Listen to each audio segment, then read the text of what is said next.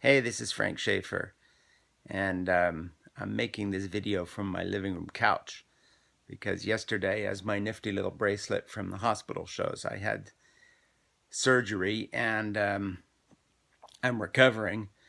Um, taking my mix of painkillers and coming down from anesthesia. No big deal. I had a knee fixed where the meniscus got torn, and so I'm hobbling around.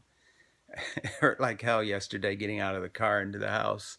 Unbelievable. But anyway, brings to mind the fact that these little rehearsals for death that we have in our life when we have our little medical doodads here, and I've had a couple of surgeries in the last few years on various things, sort of remind you that nothing is forever. And what's really important about life, and in my case, my children and grandchildren, my wife Jeannie and I, the nurse in the recovery room was telling me that I told her a couple of times, you repeat yourself when you're coming out from anesthesia and you don't remember. She said, "Did you know you'd been telling me that you got your wife pregnant when you were 17 and 18?" And I said, "No, I don't remember telling you that." But never mind, here she is. And Jeannie walked in and I introduced her and I said, 46 years later, we're still together. But in any case, I just wanted to mention that, the Donald Trump fiasco goes on with or without us being fully present and accounted for. You can go have an operation and you wake up and it's still going. And unbelievable to me that all these shakeups in his campaign and so forth, are referred to by the media as his attempt to reorganize his campaign. I just want to make a point. Donald Trump does not have a campaign.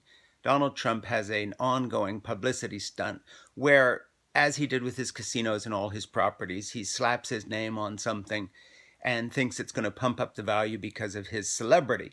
We live in this bullshit celebrity culture where you're famous for being famous, and Donald Trump has managed to be famous for being famous. That's his only real achievement. His worthless properties, his bankrupt casinos, the people he ripped off with his university and secondhand stakes and all the rest of this shit, learned the hard way that there was no there. There's no heart to what he does at all except the publicity. So, when you're looking at life and, you're recovering from a little surgical procedure and you're taking painkillers and you're wondering what's important in life, obviously celebrity is the last thing on the list. The Republican Party's finding out the hard way. Think about it. They're going to realize that they're just the latest building owned by somebody else, all the hardworking people who built the Republican Party, that he took over for a while, bankrupted the way he's done with his businesses. It's his business model, slapped his name on it, and came out probably with not just more book deals and all that other stuff, but came out with a media attention empire grabbing the headline, which is all that it's been about from the beginning. And I genuinely, and I don't mean this in a maudlin sense or a condescending sense, feel so sorry for the sincere people who have followed him. I disagree with them, and I think a lot of them are racist and bigots. And by the way, to those of you who keep telling me, sending me emails saying you're a fucking idiot or a fucking idiot or, some other comment like that, it's spelled YOU apostrophe RE. I keep getting things telling me you're a fucking idiot, you're an asshole, the world's biggest idiot, but it's always YOUR. And listen, I'm not being critical. I'm dyslexic and I can't spell myself.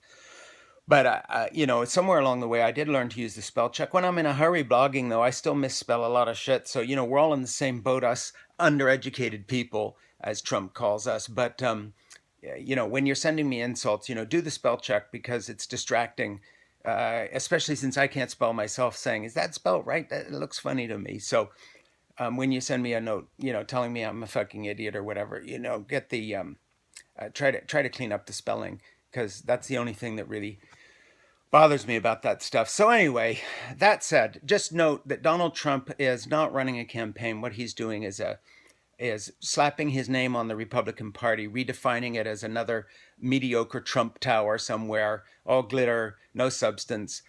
He's bankrupting it. All its moral legacy is gone. All these Republicans who supported him will spend the rest of their life, as his own children will, by the way, including his daughter, trying to explain why they supported this con man who was not satisfied with just conning apartment owners and people that he goes into quote business with and then doesn't pay, but the whole country. So to his followers, think about what you're going to be tweeting him and emailing him a year or two from now when you wake up one morning, like from a really bad hangover, and just say, hey, what the fuck happened to me?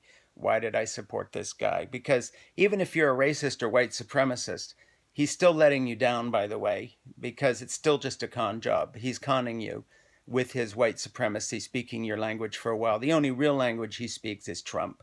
It's all about him. And by the way, this is Saturday and Sunday. I still have my little free offer of my book, Why I'm an Atheist Who Believes in God, on Amazon. So if you want to go there and download the book for free off Kindle, that's great. And if you miss the free thing, it's not that expensive anyway. I think it's like $5.99 or something.